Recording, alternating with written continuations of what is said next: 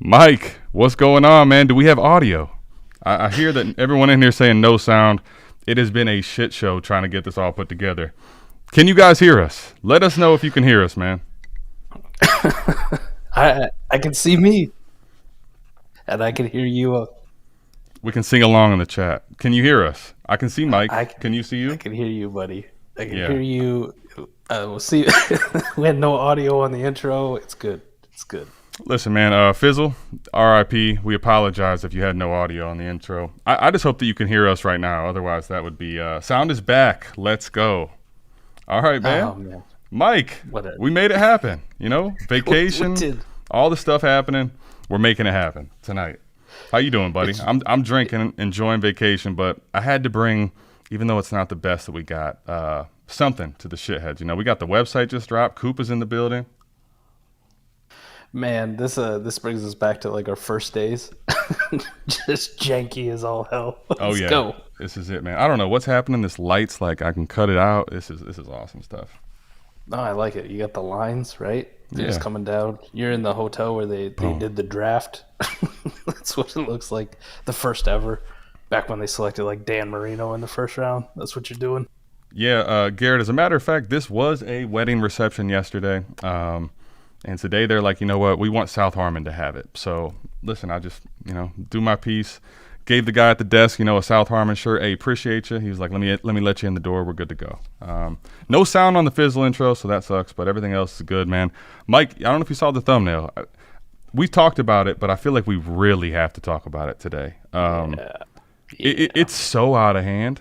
I mean, I don't know if you saw this, but apparently Campbell claims that Laporta was the best player on the field yesterday. I mean, it's rookie hype season, man. That's all we're gonna get for the next few months. I love Sam Laporta, but let's stop. Can we pump the brakes a little bit, right? Like, I mean, come on, man. Just a little bit. It's not as bad as the Dalton Kincaid thing, right? He's playing ping pong back and forth between who ranks him higher, George Kittle or Dalton Kincaid already. Come on. We got to get into some stuff on that, but let me ask you right now. Is there any window left to let hype build on these guys, or do we just sell now? Oh, there's still some window. There's nothing else to talk about. Nobody's going to be talking about vets in the summertime. No. Nobody's going to be talking about vets in the summer at all. So there's still some hype to build, but if you can capitalize on it now, might as well. Full send. I did one. I've sent away a couple Sammy Laportas here in the last couple weeks. One of them got me Kyle Pitts. I'll take that. Yep. I'll take that all day. Yep. I mean, package him with a first and something else. And Kyle Pitts? Come on, man. That's crazy. A 14-team, 0.75 tight end premium. Let's go. Don't spoil it too much. We're going to get into the trade show after this, but my goodness. Jay is killing me, man. Motel 6 has Wi-Fi? Woof. Barely. I don't even know if you give it that right now, but barely. Man, this is good stuff. I mean, Mike, let me ask you then. So with Sam Laporta, like these guys are all inside the top 10. Right. Like at this point, like if someone actually believes that there's top 12 value in them, don't we just try to trade up into the Kittle range, into a guy that's elite? Like if you can actually get off of a rookie tight end, forget what happens. Like let's even say Kincaid ends up smashing. Now, he's not likely to do it in his rookie season, but let's say Kincaid becomes one of the next ones. If you miss on that for a guy that's a little older and more proven, what have you really lost? Like, even if you had a couple pluses, like it makes no sense to me that they're this highly valued. It really doesn't. A couple of the easiest ones is like, for like Kincaid, pivot to Goddard or Pat Freiermuth and get a second. With like Laporta or with Michael Mayer, like you could go to Njoku and get a second, something like that. I do that all day.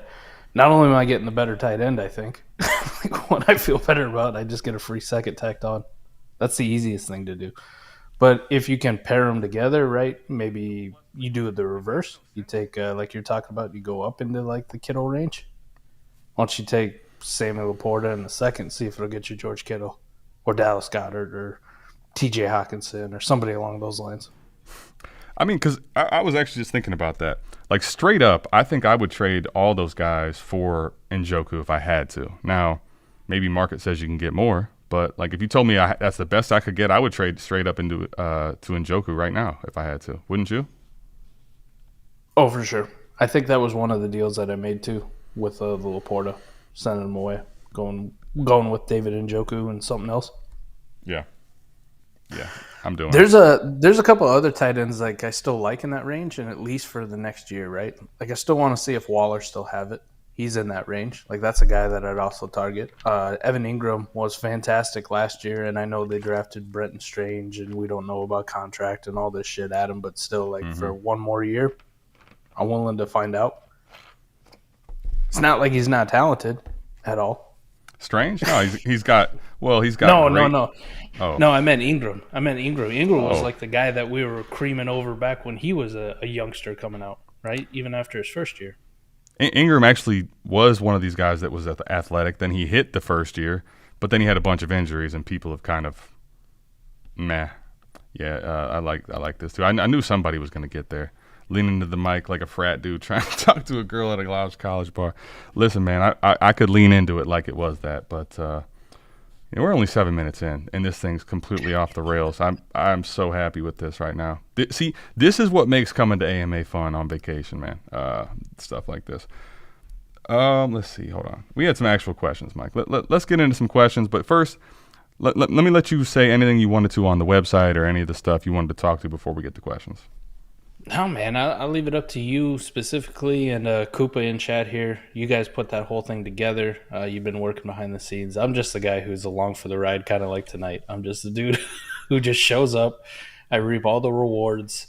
I'm the favorite because I don't make any waves. That's a lie. But the website is phenomenal, man. The fact that Koopa was able to build that war machine, put it in a website, you guys figured out how to put it into existence and launch it this weekend without really any flaws is pretty impressive. And now you got my head spinning about, me actually doing something to contribute to it. So I'm going to handle the merch, man. Everybody's always asking about shirts, and I have this sixth sense of humor about fantasy football, dynasty football, shirts. I love to wear all kinds of stupid slogans and stupid things on my fucking shirts. So I actually found a place where I can design the shirts. No skin off our back, Adam. We don't have to, keep 50 of them in our closets on demand for when the shitheads want them. So hopefully real soon that'll be on the website as well. You want a funny shirt designed by my dumbass, boom, you can just get on there, purchase it, and they'll send it to you. So pretty cool. If there's one thing I know, if we've motivated Mike to that point, these shirts are going to slap. Just watch. Listen, I thought I killed it on the first one. The first one. I can't wait to put that one on live. All right. I thought that was a great slogan. I just made that shit up too. Well, T-Rock, here's the thing, right? I brought my Sony. I brought all the camera stuff. It's having a conniption fit. So this is my webcam on my MacBook Pro.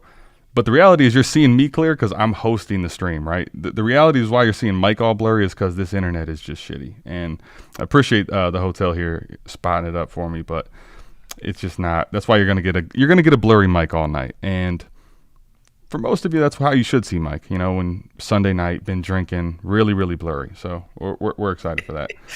I like to keep my my lighting and everything kind of like where I'm at the strip club. You know what I mean? Like dark and mysterious. Man, I will say, like, there's nothing I can do about these lights, but they are bright on me right now. So I'm kind of liking it though. It's got this crazy, weird looking vibe. All right, let's get into some questions real quick. Wyatt, what would it take for you to trade Kittle, Goddard, or Waller away in a 1.5 tight end premium Superflex start 11? So, Mike, you're apparently tight end hoarding. I saw in the general chat someone says these guys, none of these guys are all worth first. So maybe this is a question for you. We'll start at Kittle, man. I think if I'm good at my other tight ends, right? Like I got Goddard. Kittle's good, and I probably want him the most out of all those guys. But if I have Goddard, and that's the most appealing one, Adam, I think in a 1.5, like I don't know if he's that big of an advantage. Like he's really good, but I think I'm fine at the tight end position. So just generically, like a future first and a second, I think would kind of be my value on him. I'd also put pretty similar value on Goddard. The other one, first, like I need a first to move off of him. And you don't want to give me a first, too bad. They'll just sit there and ride on my bench. Like I don't care. Keeps points off your team, so screwing you over anyways. I mean, there's no way I'm trading Kittle for less than a first. No chance in the world. I don't even think I'd do it for Goddard either, man. Like, why would I trade Goddard for less than a first? Now, let me caveat that by saying it doesn't have to be a liquid first. Like, if you can trade out of, if you have these three and you can trade out a Goddard for a first in value player that is better fitting for your lineup, shout out to Koopa. You can check out your league in Warp and see what player you could trade up for that's, a better Warp advantage. You don't have to have it where you have, Goddard and Waller at the flex spot. But, like, I'm with Mike. I'm not going to sell out of any of these ones light. So, for me, Kittle and Goddard especially at minimum first in value. Kittle for me, honestly, I think, Mike, I'm more like a first plus for Kittle. I think it's just not worth trading out for a random first or a random wide receiver that's like a first in value. I'm good on that. Waller, I think, is the one that it's a little more risky. You're probably not getting you're not getting a first back unless someone's just silly. Could you get a first back in this class though? Could you get like 112? Sure, maybe. I don't even know. Could you? I would think you could, but I don't know. There's no guarantee on that, is there? Who would you rather have on your roster, Waller or Kincaid? Kincaid, because I can trade him for more. But if you told me, I got to ride it out till the whole rest of this year, I think Waller will outscore him, barring injury, barring health. Right. So, do you agree or disagree? For that, yeah, I agree with you. Like, for that, I want a first for Darren Waller in this class. Future-wise, like, if it's not this class, I'm not doing it for a second. It's got to be 2, and probably I want, like, some throw-in. You know what I mean? Like 2 seconds I'm in. 2 seconds I'm in. In a lineup league, like, that's a running back with a pulse or has a path, I could even buy in, like, give me 2 seconds in Ty Chandler. Give me 2 seconds in Dwayne McBride. Like, I'm trying to figure out, like, something when Dalvin Cook leaves. Like, maybe this guy will be worth something. So that's probably it. Like, I really don't have a lot of – if you've tight end hoarded and you got a good tight end room, this is the same spot I'm in right now. Like, I don't have a lot of motivation to move them. Like, you pay me or I don't care. They're not playing for you on your team. It's such a scarce position. I know, 1.5 tight end premium is not that exciting. These guys aren't really that great of, like, flex options. They're okay. You can use them in a pinch. That's fine. But it's really just the fact that I have them and you don't. It's kind of like when you QB hoard. Same thing. Like, there's nothing sexy about Ryan Tannehill or Jared Goff until somebody desperately needs a quarterback, and then they become worth a ton more. So it's the same principle here with the tight ends. So don't let them go for cheap. I 100% agree. We have a super chat, Mike. Believe it or not, after all this, we have 2. But Brady, appreciate it, Brady. Love y'all. Sent a comment. Need help. All right, Brady. Speaking of needing help, I need help because I'm out here scrolling. I'm on my laptop. This is not the normal setup. So let me try to find your question. You super chatted, but I will go get it. Well, this one's easy. It's literally just up like a couple. Okay. Super chat. All right, easy. Well, then I was out there scrolling thinking it's been there forever. All right, here we go. 14 team Superflex. I have 104. Got 107, 108, 4, 25 seconds. I gave 109, 110, 113, 202. Please speak on strategy with taking JSN 104. Then receiver at 107, 108. No. I mean, it's like, I appreciate the super chat, Brady, but you'll never find me taking JSN at 104 in a 14-team super. 12 team. If you're like rebuilding and you wanted to do that, I would probably caution you against it. But I could say, I get it. Like, I understand what you're doing, right? Mike, there's no way 14 team. Mm-mm. Because here's the reality: in 14 team. At 104, I get one of the quarterbacks, which is the most scarce thing, or I get Bijan, and I know it's not going to be him. So give me whatever quarterback is left for sure over JSN. And then, I'll take receivers at 107, 108. Like, who else are you going to take there? Unless it's some crazy tight end premium and you want to take Kincaid because you think you can flip, I'm taking the receivers there. I'm taking QJ, and then I'm taking Addison or vice versa. Right. That's for me as well. There's no scenario I would ever take JSN over Sage Stroud ever in a 14-teamer. I'm not doing it in a 12-teamer. I sure as hell ain't doing it in a 14-team. I'm with you. The wide receivers clearly after the quarterbacks for me. No question. The only place where it becomes a question, Adam, is in like a 10-team league where quarterbacks just really don't carry that much weight. Much weight. They still carry weight, but just not that much weight. Not as much, right. 12-team, 14-team, I'm smashing the quarterback every single time, and at 7 and 8, you're going to get your wide receivers anyway. So it's not going to be JSN, but you're going to feel just as good with like Addison and Flowers or whoever the hell it may be at 7 and 8. T-Rock saying Brady must have Mahomes and Hurts. Even then, I don't care. Like, I don't have to see because you can play up liquidity or quarterbacks in a 14-team league so much you can get back a haul that's more than JSN. The idea here is even if you say you don't want the player, somebody else is desperate to have them in 14-team. Like, I'm just telling you, in 14-team leagues, you will find teams that have not one quarterback that's as good as CJ Stroud. And in a 14-team league too as well, like, Adam, when you're picking 108, if Will Levis is still on the board, don't you also think about it just a little bit? Like, I do struggle. I'll admit, though, 14-team, I do. Like, I struggle with Will Levis as a whole because I just think it's a bad bet.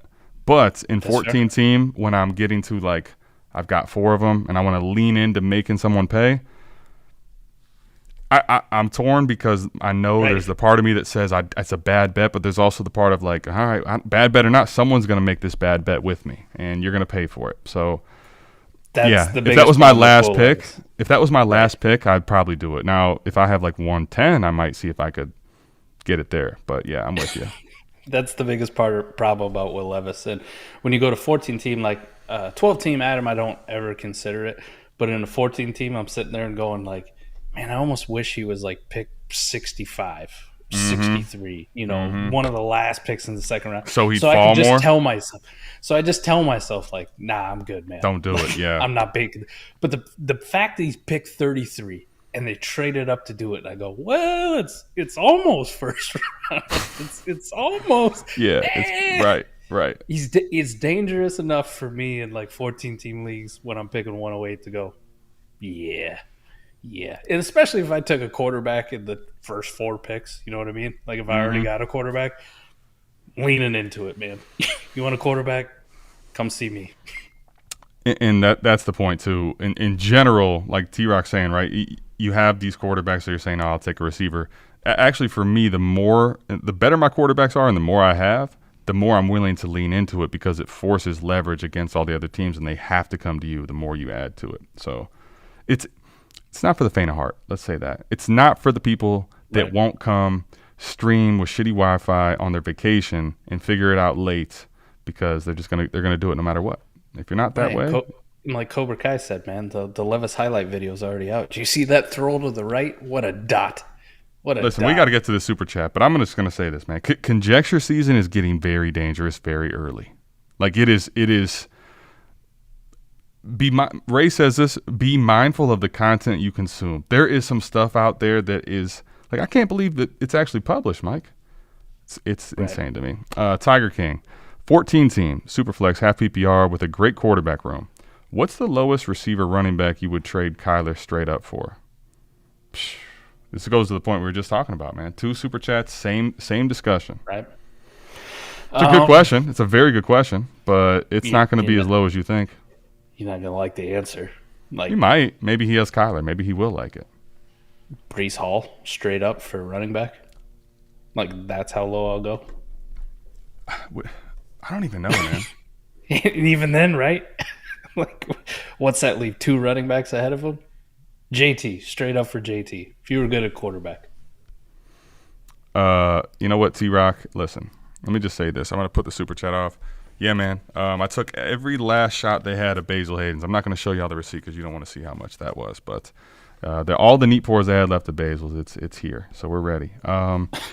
Mike, the thing is, like, okay, Breece Hall is probably a good one. But I just struggle with why would I trade out of a quarterback in 14-team to net a running back as much as I love Breece that's not Bijan Robinson, right? Or like – one of these elite receivers. Now, Breece Hall's a good one. It's fair. If you wanted to, and that makes your team a lot better, like that's a fine pivot. But the thing is, these quarterbacks can net you more than just one legit player a lot of times too, right? Somebody will trade a legit receiver and a first or something. Like you can a lot of times net 2-3 assets, and that's what's key in 14-team because depth is also a big problem for teams. Wide receiver, CeeDee Lamb get it done for you? Yes. Yeah, I mean, Breece Hall, CeeDee Lamb is basically like I'll do it if I have leverage and I can't afford to move Kyler if I have a quarterback room that's legit. And you're talking about running back 3 and wide receiver 3. So Right. Yeah. there you are. And that said, like, if I had a super legit quarterback, but like to your point, Adam, I'm sitting there and going like, maybe, Maybe. maybe. I don't know for sure. Y'all got to let me know, but you guys tell me in the chat, man. Am I drunk? I know I'm not actually drunk, but let me know. No. Like, all right. Brady's with another super chat. He's on it. 12 team Superflex start 10. Lockett, Sutton, Connor for running back. Who? Am I confused? Yeah. You know do you know where I'm at? I think he's going to trade away those 3 pieces for one running back. So who would that running back be? Oh, got it. 12 team? 12 team start 10, Mike. Like, I still want Lockett. I'll take Sutton. I'm not like tripping about losing him though and start 10. Nope. James Conner, fine. I'll keep him, but if I can package these 3 up to a solid running back, I'm trying to think right now. Would you do it for Nick Chubb? Yes. Okay. That was kind of the first one that came to mind to me where I'm in. like, I'm looking top 12 running back, but I want south of that though. I'm good. I'm out. I think I'm out mostly. I'm fine. Like I'll just Chubb. I'll write out Connor. Like Aaron Jones. Would you do it for Aaron Jones? No, I'll just write out whatever Connor gives me. I'm 100% with you. You get me to Nick Chubb or something like that? Because like, what is he? To tier up. Right. What is he? Running back 15? I don't know what the hell people rank him at, but he's clearly inside my top 10, 9, right. 8. Here's a good one. Back, would you do it for Jacobs? Would you do it for Jacobs? Yeah, I think I would. Yeah, Jacobs is kind of in the same tier as Chubb for me. I'm a little worried about him, but at the same time, like he's playing on the franchise tag. That we saw how good he was last year when used. Mike, here's my thing with Jacobs. I'm worried that the offense won't be as good. That's fair. I think I'll still trade those cast of characters, but my hesitation is that Jacobs may not give you what he did last year with Carr gone, and I mean, y'all love Jimmy G apparently. Y'all love Jimmy G. I don't. Okay, so I'm worried that outside of Shanahan, man. Jimmy G won't be that guy. Eric loves Aiden O'Connell, so is that the answer? No. Yes, it's the answer. It is the answer. No, I need to get in that top 10 running back range, just generically. I'm with you. Brady. Like, give me somebody who's going to be a realistic producer, and if it's anybody lower than that, like I'm pretty good. I'm not a big James Conner fan, but I'll just write out whatever production I get from him and keep the other guys. Like, they could be flex guys. I know they're not the sexiest in start 10, but like I'm not packaging all of my depth away for, a 1 point increase in points per game. Mark, more. So let me try to explain it. The more you add teams, right? So now you have, instead of in 12 team, you have 2 more teams that need tight ends, right? So tight end's extremely shallow. What it does in 14 team is it makes the separation from the elite ones to the other ones even worse because other people have to start those more dog shit tight ends. You get to 16 team, it's even furthermore. It's basically very similar to quarterback and Superflex, right? It's just the more you go up in teams, the more scarce the elite ones become, and the more people are going to be, playing Sam Laporta thinking they're going to get a top 10 tight end and be sadly disappointed when rookies don't normally produce that. So they're more valuable in almost all facets, but the elite ones separate themselves from the other ones in these formats. It's like anything we do with tight ends, right? It just makes the elite ones even better and makes the shitty ones even shittier. Right. But the middle of the road guys do become more important for depth wise. But I think the biggest thing is if you're staring at it, like say Adam, you have Dallas Goedert, right? I don't think he's the sexiest tight end, not a true difference maker, at least at the tight end position. In a 12-team league, you're kind of like, oh, I got Goddard. It's okay. It's whatever. In a 14-team league, you feel pretty good about having Dallas Goedert when somebody's got to roll out Greg Dulcich every single week against you. You know what I mean? Mm-hmm, or like Chick. Mm-hmm. Like, I think those tight ends are fine to have, but I don't feel good if I have to start them every single week. And then you think about depth issues, like that could be one of their only tight ends, right? It could only be Greg Dulcich and the next dude's like Hunter Henry, right? It's not like some of these teams I built where it's like, I have Chig and Dulcich and like another tight end, and I'm just trying to figure out matchups. Who am I going to play? I ride the hot hand. I may not have a hot hand. I may just have one shot at like tight end 15 and hope to God that tight end 15 actually Right. does something. There you go. So I think that's probably the biggest difference as you keep increasing in league size is that bottom becomes really, really gross. Really, really gross. All right. Cody says, "How we doing, boys? Tapping in live from the airport after being stuck here for 12 hours. We didn't fly, we drove, and let me just say we're flying next time. That was a awfully long drive, so I respect you being at the airport. I wish I would have done the same thing. Where are you at, by the way? The people don't even know. Like, Isle of Palms. I'm in Isle of Palms, South Carolina. We got my wife's whole family's out here. We have like 3 houses here. Oh yeah, it was. That was a drive. So it's 9.5. Like if you just got in the car and didn't stop, like if you didn't need to stop for gas and everything. But now imagine you're traveling with family, so Yeah. you stopped like 17 times. and then just remember you got a baby in the car who's less than 1. Yeah, so And the baby don't give no fucks. You're stopping.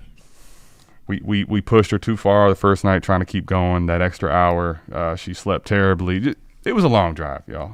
We're here. We made it. We're happy. It's the stream was a little bit late, but it's worth it, man. So we're good. Dynasty Alex. There was a wedding in this room yesterday. So I told them I need this, and they were like, "Yep, you can have it, man. South Harmon's on the up and up." Mike, I saw a question here that I wanted to get to. Hold on. Here it is. What's the general trade value for wide receiver 2s like Burks, Ayuk, Bateman, etc. in a start 3 wide receiver 2 so start 3 receivers, 2 flex, PPR 12 team lineup? Are they worth a future first? Yes. So Yes. I think so we're starting 12, right? Or how many are we starting? It didn't say actually. 12 team. Well, just in general, you probably got 5 skill guys. They could all be wide receivers. You could start 5. I think Ayuk I'm definitely paying a first for. I think Burks and Bateman, the problem with them is like I think the reality is Bateman is not like the other 2. Correct. Let's just say that. Bateman, I think you're going to struggle to find people that will pay a first. But I'm not letting him go for just like a late random second at all. So Right. Like I'd rather fuck around and find out if he's good or not. He's probably more of the teetering in the middle of like I don't really want to sell. Like I'd sell for a first for sure, but I'm probably not going to get it. So I'm probably holding him. Burks I think is tough because I'm not letting go for less than a first, period. And I don't think you're going to find a buyer for Burks at a first right now, especially like a random 24 one.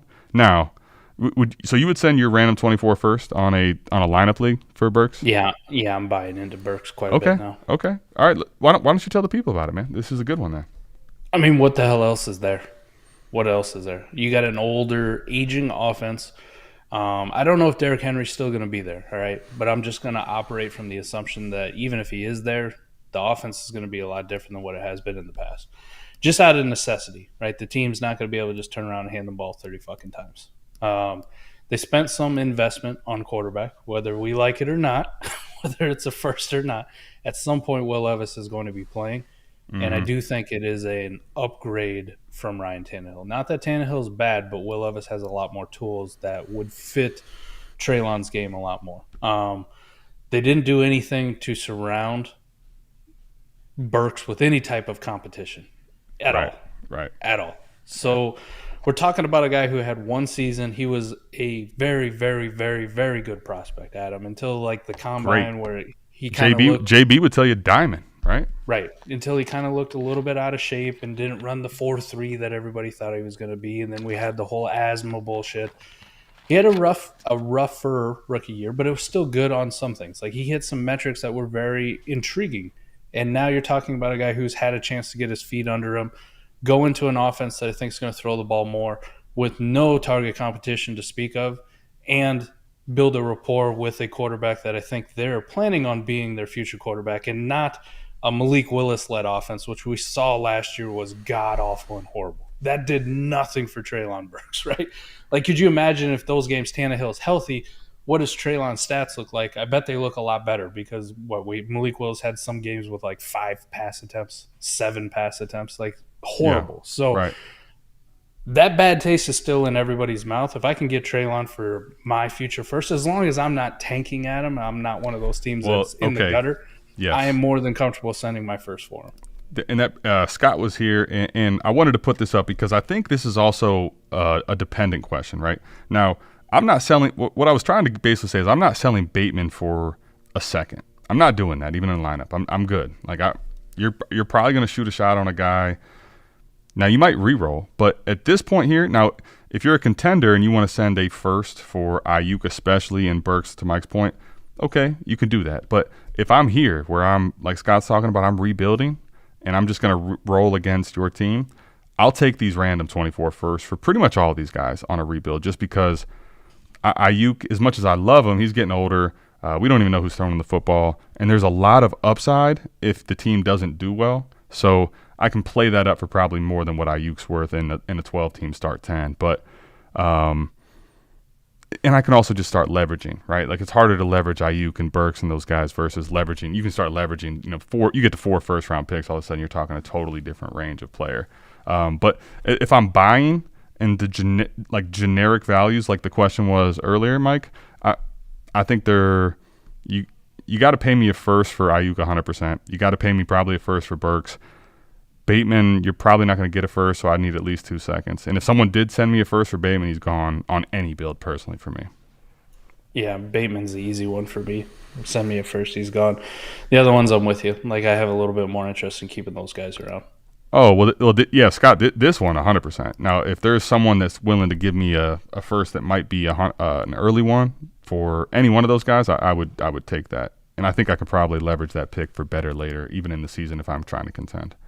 This is also kind of like the difference on how you and I play versus a lot of people is just the fact, like Adam, if I say I'm comfortable sending my first, I'm comfortable sending on a team that I know is, a playoff team. Like it's not, I'm hoping to fuck around to get in the playoffs, or I'm hoping, like it's a team when we talk about how to build our rosters that I look at it and I go, if 4 things went horribly fucking wrong on this team, is this team still a playoff team? And if the answer is yes, okay, like I'm sending the pick.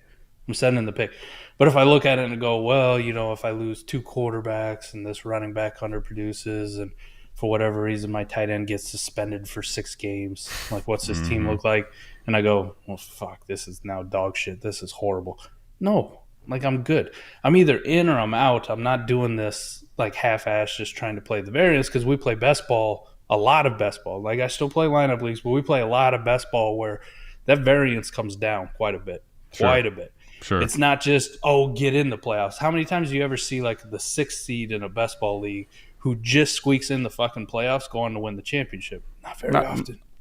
It'll happen, but it's not going to be very. Right. It's going to be few and far between. Now, to the question, it was a lineup start 10. Now, to your point in best ball, if we switch it to best ball, you're more likely to make me hold Bateman until I get something that's like more of a first range, even in best ball, because I could probably get a couple weeks out of Bateman that helps my lineup. Where in lineup start 10, right? I got to figure out what week I got to play Bateman. So definitely with you on the best ball conversation there too. I did like Pat's idea though too, like on some of these, like because there are teams who fuck around and just want to get in the playoffs, right? Like I just want to play the game. You package like a Pacheco. That's a guy that not a lot of people like. At least me, I'm not personally high on. But like I'll give you Burks and Pacheco for your middling first. They think they're getting a win. You're making the bet against them that they're dog shit, and all of a sudden you're walking into a quarterback or Marvin Harrison Jr. next year, or one of these running backs coming out who may have an elite profile. We don't.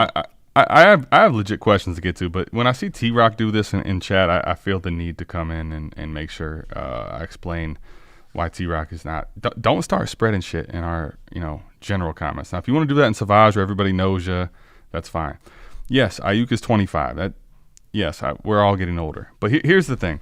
When you start getting to like 26 and forward at receiver, the only thing you have to go off, right? We're talking about the tight ends. We're talking about all these players in Dynasty. These young guys, they get afforded more time based on the way that the community views people, right? When you get to Ayuk's age, when you're 26, all you have is production. The other shit goes away. There's no potential. There's no any of this other stuff. All you have when you get to this range and more in Dynasty is what are you doing for me right now? It's production.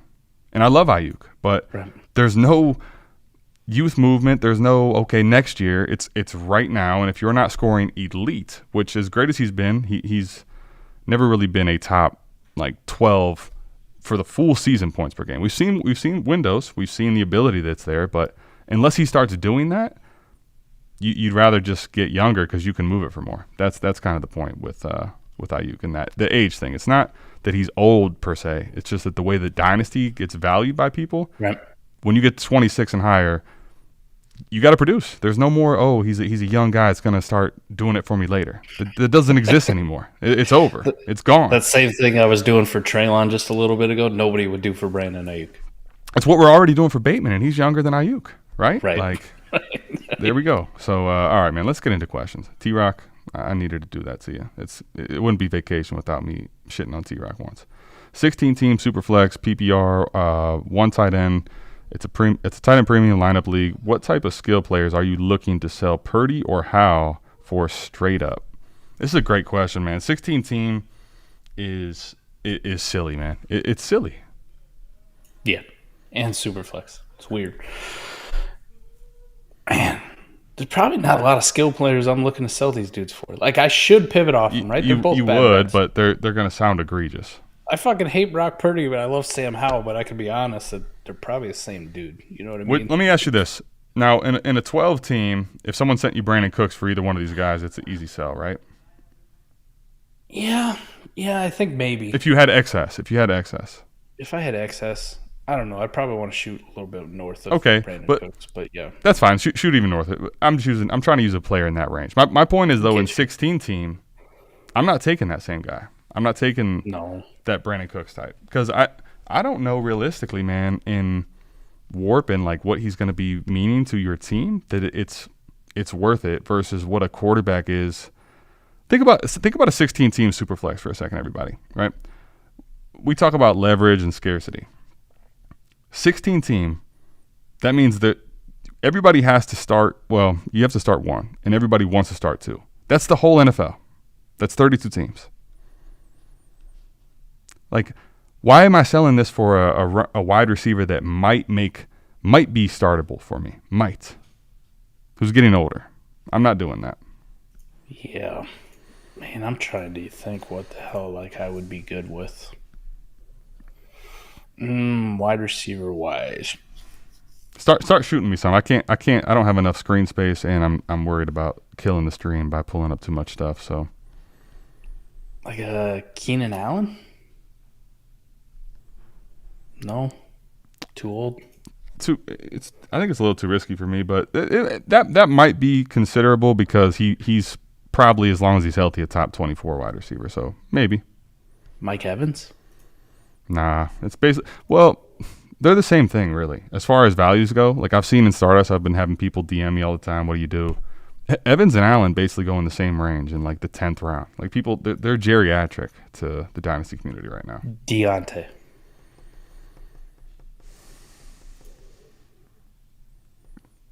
I don't know what's going to happen to Deontay. What's going to happen to Deontay? Like I used to love him, but like he's probably not in Pittsburgh after this year.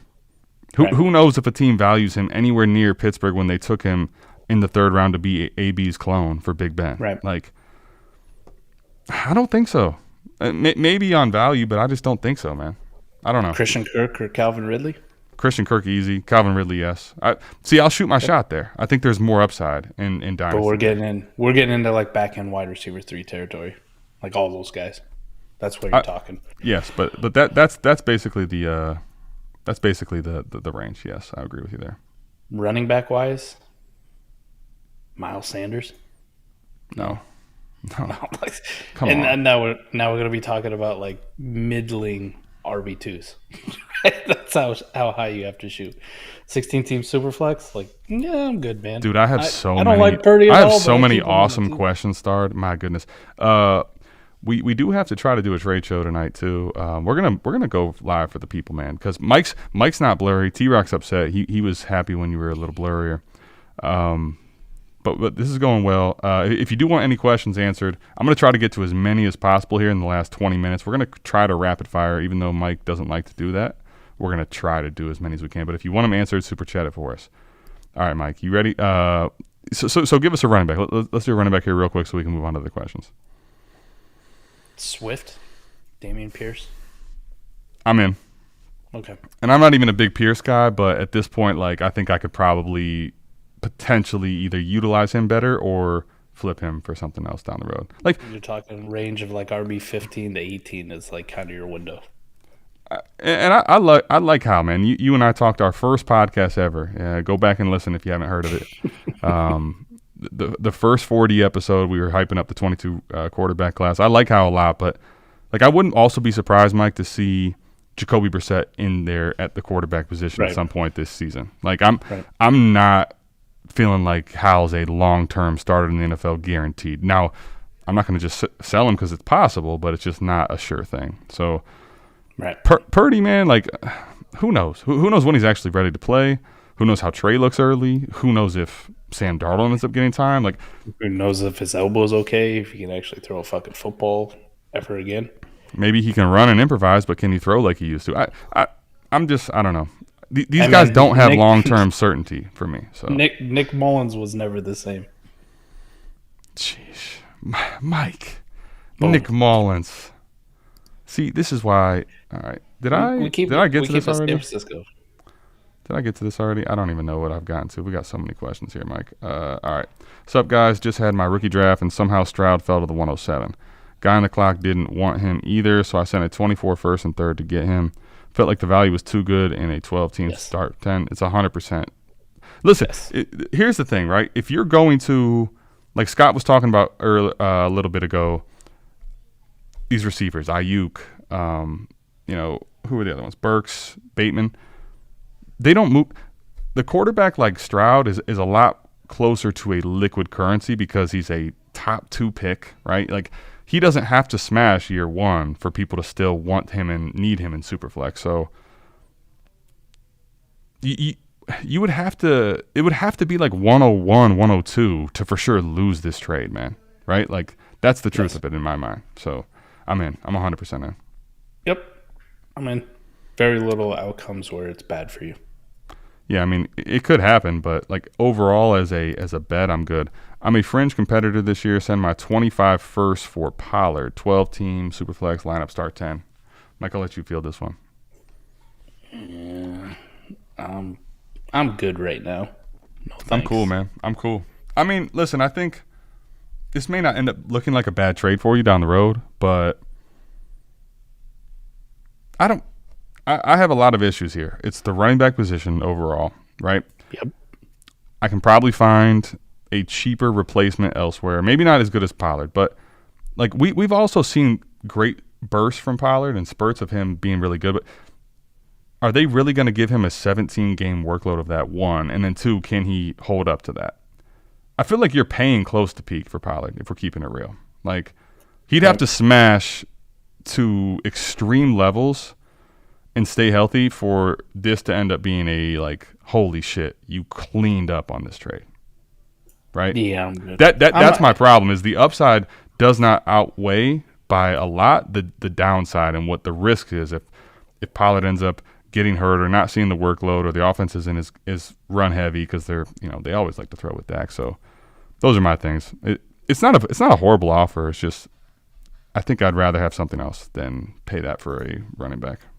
It's not even just the Pollard thing, but like you can make this deal for something similar in the range of running back in week 5 or 6. Mike, no more. Mike, we have our most concurrent viewers, man. 110 on the South Harmon AMA. Wow. It must be the room, man. It must be the Wi-Fi. Yeah. They're gonna be like, oh my gosh! Thank you so much for using our facility. You had over 100 people in here. It was the fucking intro with no audio that did it. Fizzle, I know Fizzle said by any means, and he won't let us down. But Fizzle, I'm sorry, you're gonna rewatch this and not hear your voice. So that's my apology. Do we know everybody was singing along out loud, watching on their phone? Of course, everybody knows it, unless you're a first-time listener, which we appreciate. And if you could hit the sub for us, but. In a 1-quarterback league and traded away Bijan for Jameer in a 24 first, have seller's remorse thoughts? I'm okay, man. I have no idea where that first is going to be. This one's tough. Taking that. I'm going to tell you why this one's tough. because I think Jameer has definitely closed the gap, right? He's closed the gap. I think in Superflex conversations, because Jameer's closed the gap a lot, like I'm cool in Superflex. Part of the reason I'm even more cool on passing on Bijan, Mike, for some of these quarterbacks is if I have a later pick that's basically 104 or 105, I can get Gibbs too, right? So like I basically say I'll take my pick of quarterback and then get Gibbs. The gap's closed. And one quarterback, the problem is this.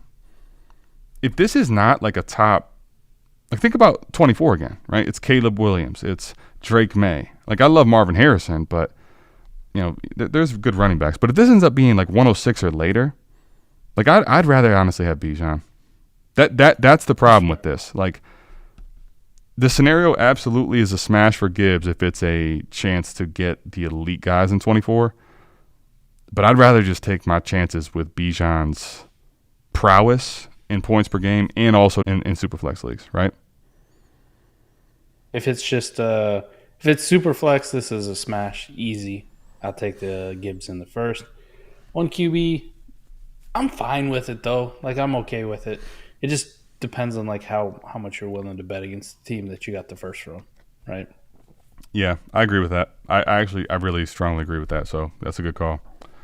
All right, let's get to a couple more. It's crazy that Gibbs closed the gap that much though. And you know me, I'm out here talking to you all into Jahmyr Gibbs now. Like he's gonna be everything we wanted Swift to be, but healthy. My thing is though, like I'm also like having to live in this conjecture season.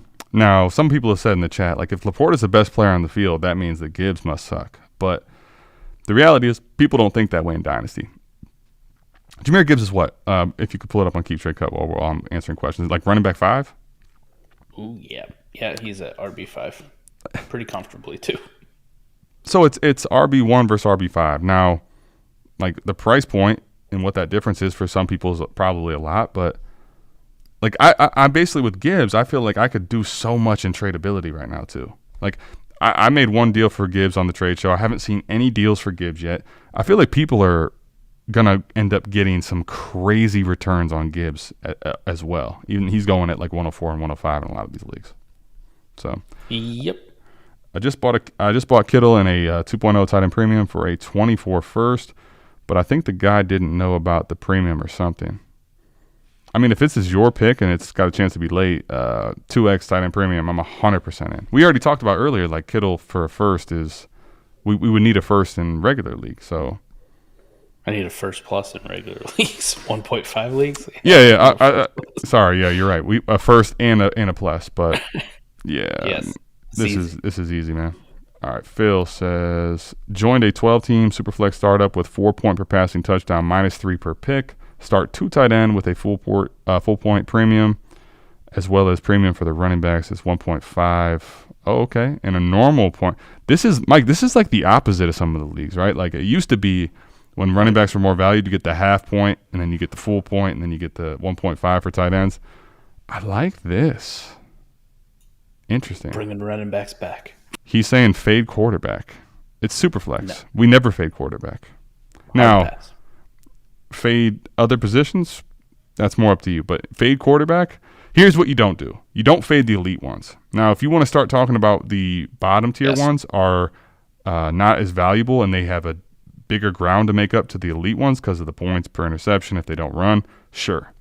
The elite ones, we are not fading up top at all. I don't care. It actually makes them more valuable when this heavy negatives to the ones that are bad. Adam, you and I did that IDP league where like I made the defensive end / outside linebacker scoring right on par with like what Mahomes and Hurts and Allen scores. Who still went first in that draft? Right? No one gave a fuck about Joey Bosa or Michael Parsons. Everybody still wants Patrick Mahomes, Josh Allen. People can never leave that alone. When are we going to start rolling out the private lobby underdog drafts? I need another avenue to impose my big brain. Mike, it sounds like T-Rock saying he wants you to take his money in a different setting than just Dynasty. That's fair. So that's fair. That's cool. We'll take his money there too. I'll be honest, man. It's been between getting the website out, when Mike was doing a lot of the night shifts, like it has been a very busy season. When I get back from vacation, though, I want to do more of this, Mike, and I know we have to coordinate because Mike is also in a state that's not the best for this. So we have some some kinks to work out. But T-Rock, stay patient, man. You stay patient, it'll work out for you. Just stay patient, man. We'll get it to you. Oh, that's tough for him. Yeah, that's true. I get that. All good, man. Just glad to see the fellas back together. Appreciate it, Fizzle. We had the fire intro, and you can basically just play the music with it. You don't have to you could just let it happen one night. You should know the words by now. Yeah, everybody should know the words. I saw somebody either in the comments here on YouTube or in Discord was like talking about how they sing it all the time, just like randomly, like it's stuck in their head. I saw that one too. Not sure if y'all remember this, but I had the lottery, which I lost. When should I have had the 101? He should have had the 101. Instead, I got the 103 and already had the 105. Ended up with A. Rich and Gibbs and don't feel nearly as bad. Nope. The thing is, right, the lottery this year, though, for a team that's really, really bad, didn't screw you as bad as it normally would, right? Because 101 a team might actually really go Bijan, which means now at 102 and 103, you could take a quarterback that's still really good. So I think this is to that point. So Trip Crown, not bad for you at all, man. Not bad for you at all. I've seen a lot in these more casual leagues, Adam. A lot of Anthony Richardson falling to 103, 104 all the time. So I always feel like a damn genius when I'm picking at 103 or 104 and he falls to me. It's awesome. And then somebody tries to tell me how it's not worth as much. I'm like, I don't know if you know me, but I'm not trading you for cheap. Mike, I don't know why you don't just let it happen. Like Fantasy Pros is telling you that they're not all worth first. Like Can you just come to your senses for everybody at some point?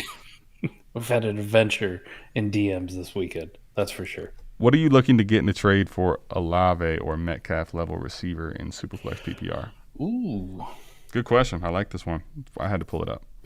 We'll get a few more before we get out of here, man. This is a fun one, man. The Vacay AMA. We'll never live this down, man. Look at these lights. Like there's lines through my screen. The one over there is just like, this is wild. And I'm sitting in a dungeon here. Olave's an interesting one. D-Rec, appreciate it, man. Appreciate that. He doesn't quite fall in that range of like wide receivers that are worth 2 firsts. Not a lot of them do. So here's the thing with Olave. This is kind of the next scale to the Ayuk conversation, right? Like, right.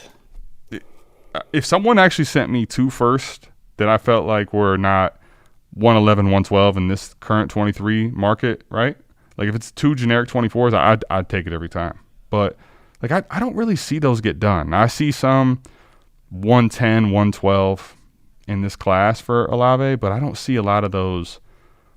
Here, you can go leverage 24 class now for Olave. I don't see a lot of that. So that's kind of what makes it tough with him. I think if I can get 2 firsts though, I think I need at least a 24 first for leverage, and I need I'm trying to think of the receivers, Mike. Let's talk tear down. How about Michael Pittman? Michael Pittman Jr. Michael Pittman's easy. Michael Pittman in a 24 first that's not like from the best team in the league I'm in. I mean, even then I might do it, but I'm DJ Moore. I'd probably do it. Brandon Ayuk. I would do it. Judy. I'm gonna be honest, man. Like we're starting to get, especially with like Ayuk, I'm so in on him personally, but like we're starting to get to settings wise. Like lineup start 9, maybe not quite as much on Judy or something. Now lineup start 11, 12, I'm tearing down. Yes, give me that package. We get the best ball. I'm 100% in. Treylon. Best ball, yes. Bigger starters, yes. Shallow starters. He's like more like Judy for me. Okay. I'm also part of my issue with him, and this is something I learned from last year, Mike. I don't have any really discrepancies with you as far as your analysis of what Treylon could become with Levis. My issue is this. I know that his market right now is cooled. I see it in startups. I see how people value him. And that basically tells me that if there's not production coming, like there's more to fall. And so for me, it's more about with him, I don't know that I can trade him away as easily halfway through the season if it's not going the way I want. That's part of my issue. I don't think it's that bad, man. He's still wide receiver 28. I know. I get what you're saying, but like right now, it's also the conjecture season. So it's he's a year 2 wide receiver. We saw this with Bateman. Like my only point is it's not that I disagree. Like, I'm not out on Burks. My only point is if I end up overdoing it on my exposure level, what are my league mates really going to let me out of Burks? That's what I'm fearful of, getting over my skis on him, because I already have a bunch of Burks, man. I already got like 8 shares. Like, do I really want to go north of that? That's part of my problem. And I didn't have a lot of shares because I was taking Drake London and Garrett Wilson and Chris Olave. So, my bad. Flex. Let's go. Now I want some Traylon, though. There we go, I'm back man. in. Let's go. There we go. I want some Traylon. While people are shitting on him, perfect. I'll go buy now. I didn't buy last year. I'll buy now. There you go. There you have it, Mike. Ladies and gentlemen, Mike is the wide receiver connoisseur. He's the wide receivers matter. He knows how to get these wide receiver values locked in. I do like that one on air. Appreciate but, you. All right, to the original point though, like I don't think you're getting 2 first. If you can, boom, I'll send Chris Olave away. See ya, gone. But if I can't, like I'm probably looking to tear down most places, and I want to stay in that DJ Moore, Michael Pittman, Brandon Ayuk. I'm comfortable with Jerry Jeudy too. If you're getting a first, that's probably the one that people hate more than the rest. If you're getting a first on top of a top 25 asset like Ayuk and North, I think I'm definitely doing it. I think when you start getting lower than that, like Mike, again, I'm still in most formats. It's just like lineup start 9 or 10, I might pause a little more. That's my only caveat, really. All right, so D-Rec gave us a super chat, but he asked this question, so I made sure I put it up. Looking to go back-to-back and win the progressive jackpot in a 10-team, 1-quarterback PPR start 9 lineup league. Gave up Pitts, Debo, Ridley, Deontay Foreman in the 207. I got Kelsey, Dobbins, and Lockett. Is this a smash? All right, I'm going to have to find this one. I don't get to see it on trade just like you did. All right, 10-team, 1 QB. Son of a bitch. Appreciate the super chat, D-Rec. 10-team, 1 QB. Damn it. Where's JB? Come on, Mike. Start 9 lineup. JB's not here for us, so it's just me and you. All right, but if you're looking to compete, right, you want Kelsey over Pitts. Like, I think that's the 1-for-1 where I go production versus value. I'll take the production, though. I'll take Travis Kelce, so that part's easy. Debo, Ridley, Dobbins, Lockett. Probably want Dobbins over Ridley. Lockett. I'll take Ridley. Fuck. I don't know if it's a smash, but it's a good trade for a contender. I like it personally. I don't think I'm with you. I don't think it's a. I don't think it's a smash. You destroyed this trade. Like, oh my goodness, you got over on this guy. But I think this is probably going to be a team that ends up liking this trade. JB says he's here. So JB, go ahead and give your analysis. We'll put it on the screen before we're out of here to confirm. I like it for his side. I just don't want to call it a smash. Somebody said the words 10-team, 1 QB, and JB just poof. It's like magic. It's like magic. It's like when you say, all right, we need our best analysis on wide receivers. On Mike, the plus part, there he is. The plus part, it doesn't involve any quarterbacks, so we don't have to do the math in our head about how much they matter. All right, man. 2 more questions because we do got to do a trade show, and I don't want to. Give me the Kelsey side though. I like it. I like Kelsey for me is one of these guys that even though Warp's going to tell you he's a damn unicorn. Pitts is what makes this so tough, man. Like, it's all about what you believe in Pitts. It really, really is for me. Because I think Kelsey, even if it's only for a year or 2, is worth betting on. The problem is if Pitts ends up becoming the Kelsey of the future, you might not love it in a few years from now. But I think right now you just take the smash side of Kelsey. And the other thing, too, is now that Tyreek's gone, like, Kelsey can age more gracefully, I feel like, because he's going to get force-fed stuff. Like that's one of the reasons why I'm really in on Kelsey still. So, all right, 2 more questions. Jeremy Clark, any tips for Dynasty auction? My goodness, we will give you some here, but I'll just tell you this, man. We have done numerous content on Dynasty auction. He said he spent 70% of budget on Chase, Dak, and Deshaun. Now I feel like I effed up. I'll say this. No, you didn't necessarily, but here's what you have to do. You have to go value bin hunting with the next 30%. Because here's what I'll say. If you spend 50% on quarterbacks, Mike, I'm good, but I would probably want one of them to be better than Dak or Deshaun personally. Right. I want one of the super. Give me one of the top 5 or 6, right? Yeah, that too. Yep. And then this probably means you spent way too much on Chase, But this doesn't like completely cripple you. It also depends on if it's best ball or lineup and stuff. But yeah, you got to start really for two absolute fucking units at quarterback. Like I'm comfortable spending 70% of my budget just on them. You know what I mean? Like if I could walk out with Burrow and Hurts, and I spent 70%, fuck it, I'll figure out the rest. That's what I'm saying. If it's Burrow and Hurts, but to your point, like I get down to Dak and adding Chase to it helps a little bit because that is a very valuable asset to have. Mm-hmm. I'm still looking at it going like, damn. Like I get the feeling too. I'd probably go, I don't like this as much. But you really got to be thrifty now, especially because your quarterbacks aren't the ones that are just mainstays. Like if Dak doesn't have a good year at him, like that's a guy who could fall off. If Deshaun Watson has another year like last year, that's the dude who's falling in quarterback. 100%, man. 100%. If Patrick Mahomes comes out and has one bad year, nobody gives a shit.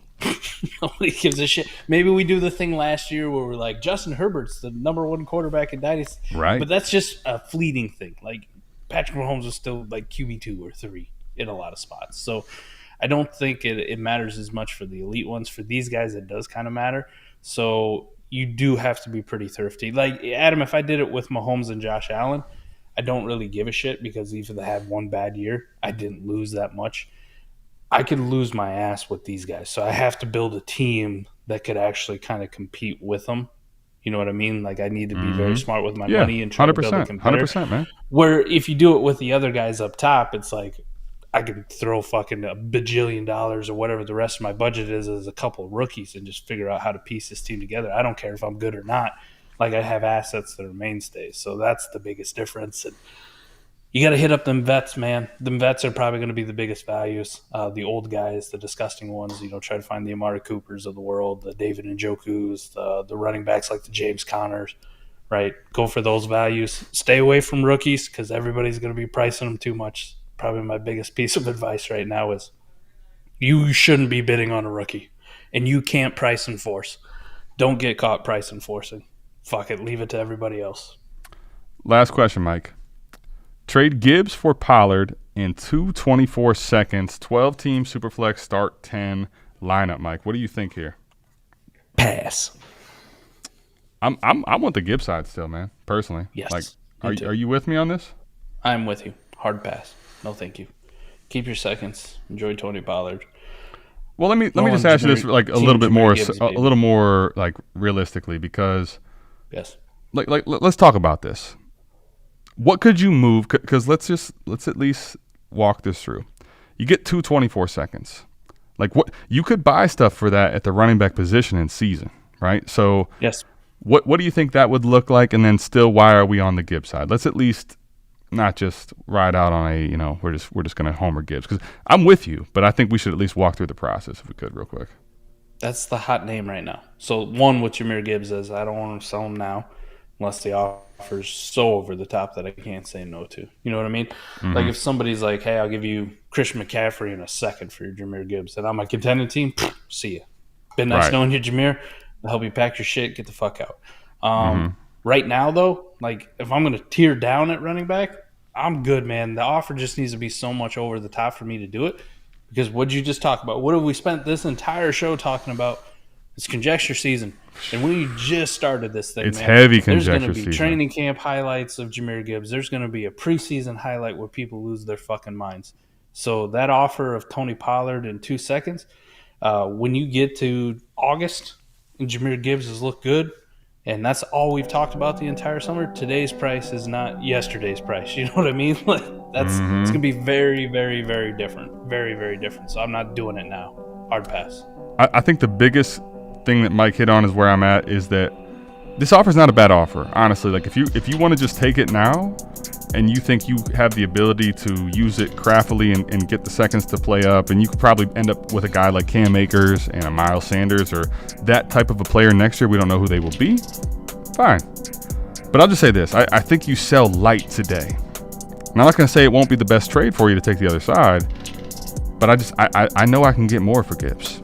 I don't need to make this trade, right? Sometimes I don't need to make the trade. Even if I could make it work, I can get better later. And I think you still have 2 to 3 months of value ascension for Jahmyr Gibbs. So even though, we have shitty internet, we got 2 clear screens. We made this whole thing through. live with over our most people ever, Mike. And here's the thing. We're not going to sell light at South Harmon either. We're not selling light. Go check out the website. Go check out Koopa's greatness. I saw someone put in Kelsey's the best positional advantage. If you really want to know the positional advantages in Warp, wins over replacement player, SouthHarmonFF.com. Man, that feels good to say. Mike, we are getting out of here. We appreciate everyone tapping in. We love y'all. Make sure you're tapping into 2 episodes of the trade show this week. We are out of this thing. Peace. See ya.